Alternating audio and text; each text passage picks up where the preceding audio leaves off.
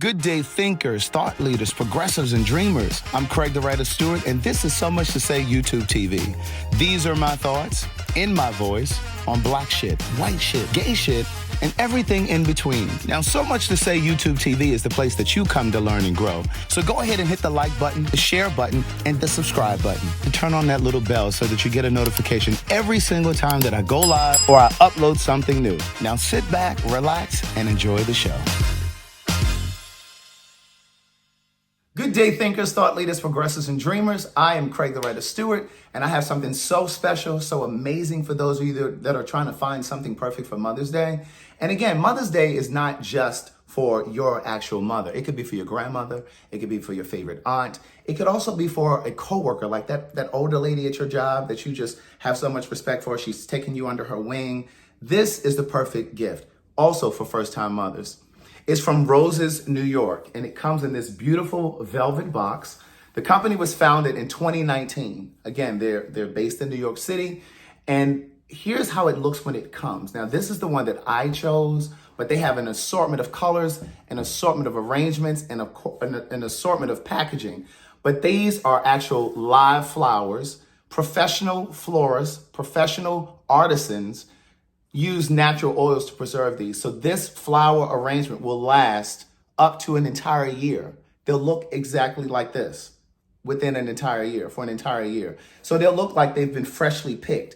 And like when you feel them, like they smell divine. Like you can tell that they're real roses, right? But I have a special promo code for you. It's CTWS20. That takes $20 off your order. The code is only valid for 30 days, so do not wait around. So even if you think you know what you're going to get your special mom or the special lady in your life for Mother's Day, and it doesn't even have to be for Mother's Day. Maybe somebody's birthday is coming up or graduation or whatever. Whatever you decide to use it for. But the code is CTWS20. It'll take $20 off. The code is only valid for 30 days. I have to say that again because I know some of you don't really be listening. But it's scrolling at the bottom here, and then I have all of the information in the caption of the video as well. So do me a favor, visit the website, peruse around, put some stuff in your shopping cart, and use that promo code CTWS20. You know I got you. Bye.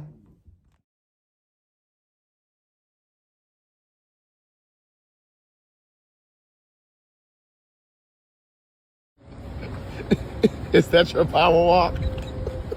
Slow down, you're leaving me. Is that your power walk?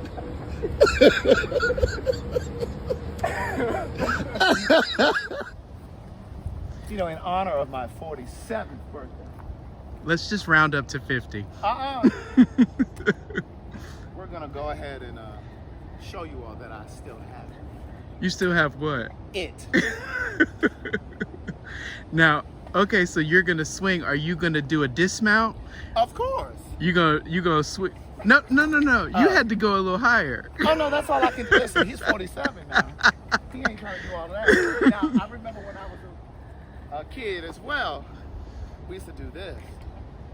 Now, what's the nearest hospital, just in case? I don't know. We used to do this, and you had to push yourself to get a little momentum. But anyway, that's enough. That's enough. You know, some kids have these in their homes now too, but those are used for other things. Are you going to get on? I am. Go ahead. But I don't know that I want to be recorded. Oh, I'll take it. Turn it off. You want me to turn it off? Oh, look at you, Scott. And I'm 55. Come on, Scott. Awesome. Catch the toes. Let me catch her from the side. Let me see the toes. Point. Come on, toes. Yes, toes. Are you gonna dismount? No. Please dismount.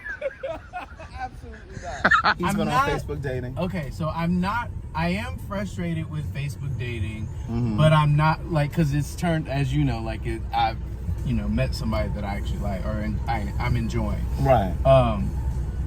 But so I'm not frustrated in that regard.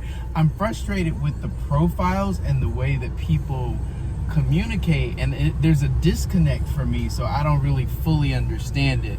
Like, people have these arrows pointing up and down. Well, that's for top and bottom. So literally, some guy matched with me, some 71-year-old man matched with me. His first question was, are you top, bottom, or verse? And I was like, well, sir, that might be why you're 71 and still by yourself. The truth is, for me, if I like you, I can figure whatever out. Right. Like, it doesn't matter to me. Unless you're like 6'2" and you want me to be on your back, that's a problem for me. Like, be on what? On your back every night. Because why are you looking at me like that? Because I want to break that down. That's a lot. That's a lot to work with. I mean, why are you smiling like that? I'll tell you off camera. Like, come over here and have a picnic one day. Yeah. Like in the middle of the day. Yes. Me, you, Ellie, and Brian. Yes, that would be really nice. Who's gonna cook? For me, that's why those apps never worked for me. Right. Yeah. You know what I'm saying? Like, Yeah. Of course, I indulged for a period, but it was just like, that was why it just always felt incongruent for me. Yeah. Because it was just like, oh, this is just so impersonal. And then I always felt like, people approach you online, period, in a way that they would contrary to how they would approach you in a Target or even in a club. I agree. Even in the way that they present themselves, it's like a lot more empowered. They feel more emboldened for sure. Yeah. And it's like online, they're more apt to be like, oh, my name is JT. But then in person, hey, how you doing? I'm Jonathan. Right. Like, why not just give me your real name? You know what I mean? In person, they'll, oh yeah, I work in HR. I work for such. But online, they want to be really nebulous, real uncertain. You know what I mean? Unclear, rather. So I'm gonna say something, and it's gonna sound contradictory to what I just said, because I read a profile today, and a guy said in his profile it said, "I'm a feminine bottom," and I kind of paused at that because I was a little bit kind of like, why are you saying that? But then I do understand why you would describe yourself as feminine, because a lot of people may not be attracted to that. Like, but you can be a feminine top, because there are. And, so I get why you say I'm feminine. I understand that. Mm-hmm. But I don't necessarily agree with the placing of your sexual position in your profile. And to be brutally honest, I swipe left on I don't care if I'm attracted to them or not, but if you have that in your profile, I'm immediately turned off. Right.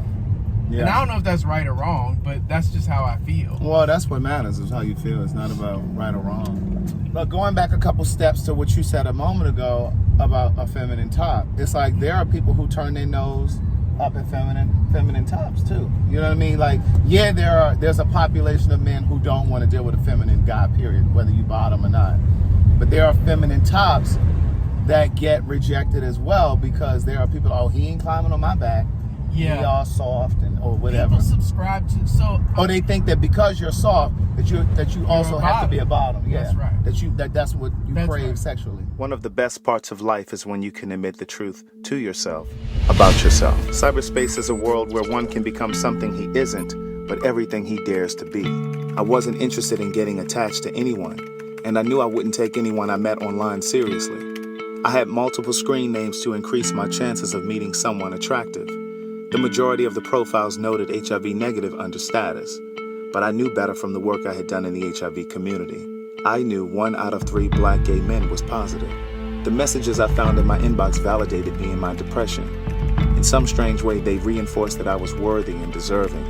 My days consisted of waking up and logging on to see how many messages had accrued overnight. Months passed before I got honest with my therapist about what was happening with me.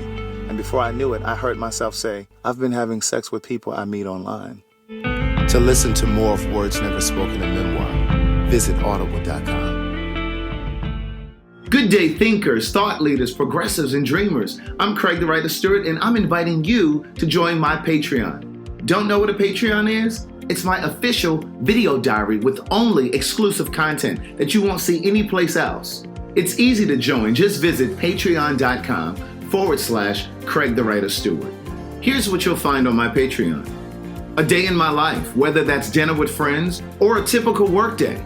Live Q&As with members of my Patreon about each episode of the T.S. Madison Experience and what I was really thinking. I'll even bring you on vacation with me. The video will make you think that you were right there. And last but not least, for all of my aspiring writers, I give you first-hand, one-on-one, personalized attention, answering all of your questions about publishing and self-publishing. So what are you waiting for? Join now. Swipe up or visit www.patreon.com/CraigTheWriter I'll see you soon. Oh, and one more thing. Don't forget to subscribe to my YouTube channel. That's youtube.com/CraigTheWriter. Do it now. I was involved briefly with a married man who believed he had the courage to leave his wife to be with me and to live his truth. This isn't the typical story of a married man promising to leave his wife for a secret lover.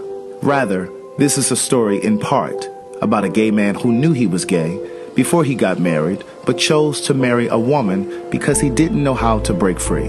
Rocky and I met on a gay social media site 3 months after I returned to the East Coast to live, and just 11 months after he was married. At the time we met, he was living and working in Dubai as a contractor for the government on a military base, while his wife was stationed in Tallahassee, Florida, where they had a home. In one of the first messages he sent me, Rocky shared that he was married, but that he had regrets.